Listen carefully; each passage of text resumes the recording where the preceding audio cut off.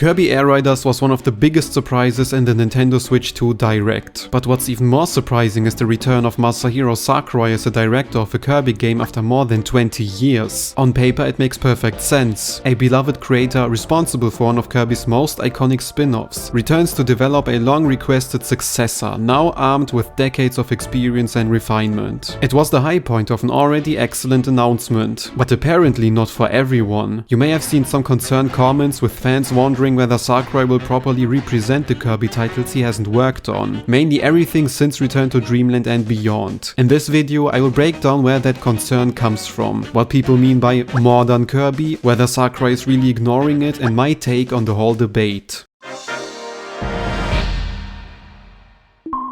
To start with, it's worth pointing out that this is a pretty niche discussion. Most casual Kirby players likely haven't even noticed, but there's a common assumption among certain fans that Sakurai tends to overlook modern Kirby representation, and some even believe he holds a bias towards the game he personally directed. The term modern Kirby doesn't necessarily refer to the current time period, but more to the directors and creative phases of the franchise. Despite receiving a remake, Return to Dreamland on the Wii isn't modern in a chronological sense, but it marks a major turning point. It was the first original mainline entry directed by Shinya Kumasaki, who went on to shape the series with a string of successors built on the same core gameplay style. This divide became even more noticeable due to the absence of a proper home console Kirby title throughout the 2000s, making Return to Dreamland a clear starting point for the version of Kirby that many young players recognize today. The same goes for all those characters we take for granted. Margolor, Taranza, Suzy or Elphalin are so embedded in the franchise by now. It's hard to imagine a time when this wasn't the case. As a result, we speak of the classic Kirby era, everything up to Kirby 64 basically, and the modern era with Return to Dreamland and all its following installments. However, it's important to mention that Sakurai didn't even fully utilize classic Kirby's repertoire. When looking at Air Ride, for instance, you will find no traces of Dark Matter or the Animal Bodies. The only title reference are the ones he directed. This is also where people's concerns primarily come from. Sakurai left HAL after Kirby Air Ride and hasn't worked on any Kirby titles since. In the meantime, he directed major projects like Super Smash Bros. Brawl, Kid Icarus Uprising, Smash for Wii U and 3DS, and Ultimate, to name a few. A significant portion of his career has been dedicated to Smash Bros., which is also at the heart of this entire discussion. The Smash series is a massive crossover platform, a reservoir of franchises. And as each entry grows larger, it becomes increasingly difficult to represent every series fairly. Some IPs already seem to receive special attention, and while character choices are reportedly decided mostly by Nintendo, Sakurai is still the one fine-tuning the details. Notably, since Brawl, there hasn't been a single new playable Kirby character added. As a fan, I would love to see more Kirby fighters, but I'm also honest enough to admit that there just aren't many must-have newcomers left in the series. Most other options are just fan favorites, rather than essential additions. They don't carry the same weight or demand as characters like Ridley or King K. Rool once did. A lot of people don't like to hear it, and yes, about a quarter of Ultimate's roster bans that logic, but the truth is Nintendo simply hasn't treated Kirby as a priority for additional Smash fighters. And for now that's just something we have to accept. Kirby, Meta Knight and DDD form the core triceps of the series, and they're probably the only characters players outside the fandom would recognize instantly. Still, there are ways to represent the franchise in Smash beyond just adding fighters. Mii costumes, trophies, bosses, these features often serve as stand-ins to give an intellectual property some spotlight. But even in those areas, modern Kirby falls admittedly short. Smash for Wii U included only a bare minimum of trophies, Ultimate offered barely any Mii costumes, and we just got a handful of spirits as consolation. The only real modern representation come from the contemporary Final Smashes for Kirby and DDD, and 2 alternate skins for Meta Knight, and that's about it. Every other major addition, the massive Great Cave Offensive Stage, Marks as a boss, and the fully dedicated Gourmet Race segment in World of Light, is based entirely on Kirby titles Sakurai himself worked on. There's no question that he doesn't completely ignore modern Kirby, but it's clear he tends to lean on the classic era whenever the series gets additional features in Smash. That's the main reason people accuse him of having a bias, or in more extreme cases claim he simply doesn't enjoy modern Kirby at all.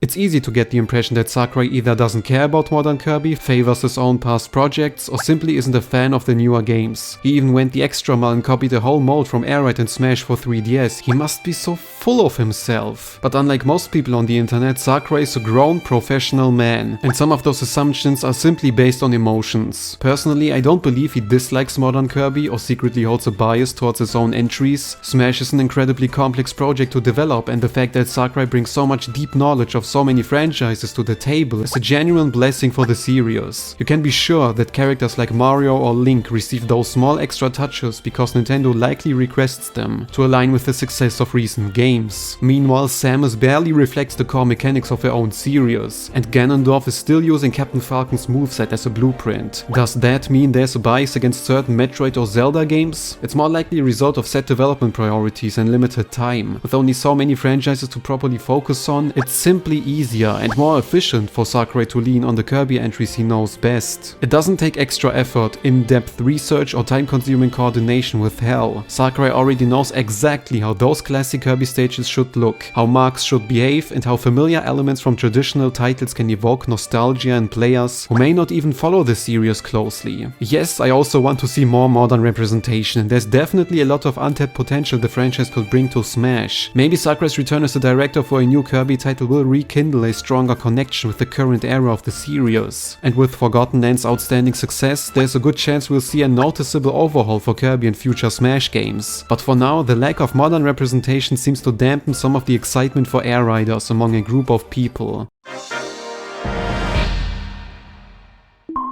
Logically, the concerns surrounding Smash can be extended to Air Riders. No modern playable characters, no courses inspired by recent entries, and no acknowledgement of the evolving lore.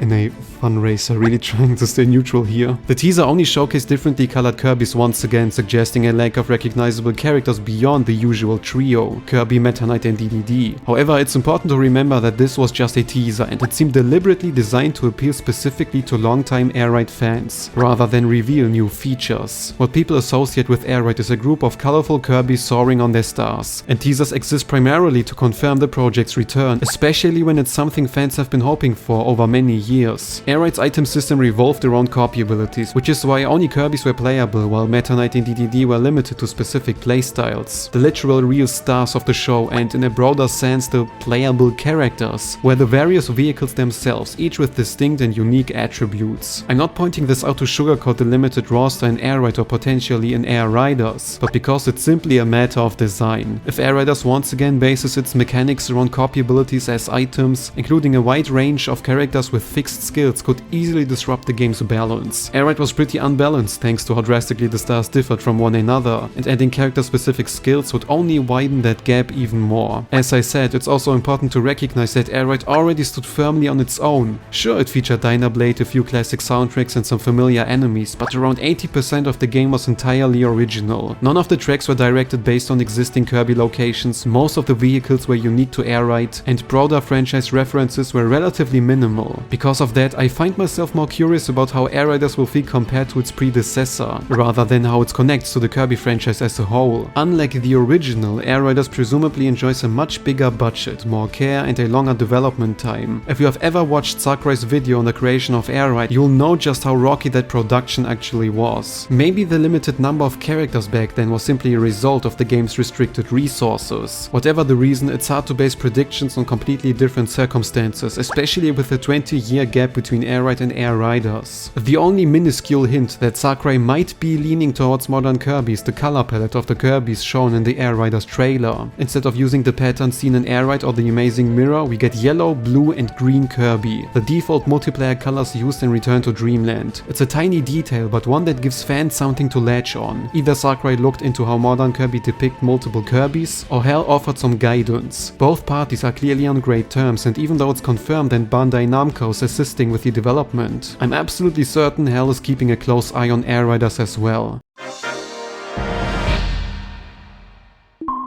I understand the hope for a modern, high-budget spin-off that reflects all the facets the Kirby series has developed over the years, but the way some people react to Sakurai returning as a director feels massively overblown. Personally, I couldn't care less whether every single major character is playable or it's just a group of Kirbys with different color palettes. The announcement of an Air-Raid successor was such a dream game of mine. I barely even mentioned it in videos because it felt so unrealistic to hope for. Sakurai leading the project is a huge green flag in my book. It practically guarantees a polished, high-quality game with the same charm and creativity that made the original so beloved. It's speculative, but I feel like the people who are genuinely worried either didn't grow up with Air-Raid or simply didn't love it as much as many of us did. In the end, it won't be the amount of modern representation that determines the quality of this follow-up. It will be whether Sakurai truly understands what made the original so special. Of course, I'd be thrilled to see modern characters and settings worked into a fundraiser that celebrates the franchise's full legacy. Sakurai working with an era beyond his hell years has so much potential, especially because it brings such a different creative energy compared to the current director. But even if that doesn't happen, even if the references are limited to background elements, items or city trial events, I'd be still satisfied as long as the gameplay holds up. Modern Kirby titles already do their absolute best to represent nearly every game in the franchise whenever they can, so I wouldn't even be opposed to spotlight the classic era a little more deeply. Aside from Smash, Sakurai's always tended to work on various franchises without being locked into endless sequels, so it will be interesting to learn the reasoning behind the return to Kirby. Having the director of Kirby back to develop another title after more than 20 years is the most exciting event the franchise has had in the last decade, and I can't wait to see what ideas he's had since then. So let's stop hating fun for a moment and just be grateful that father finally returned with the milk.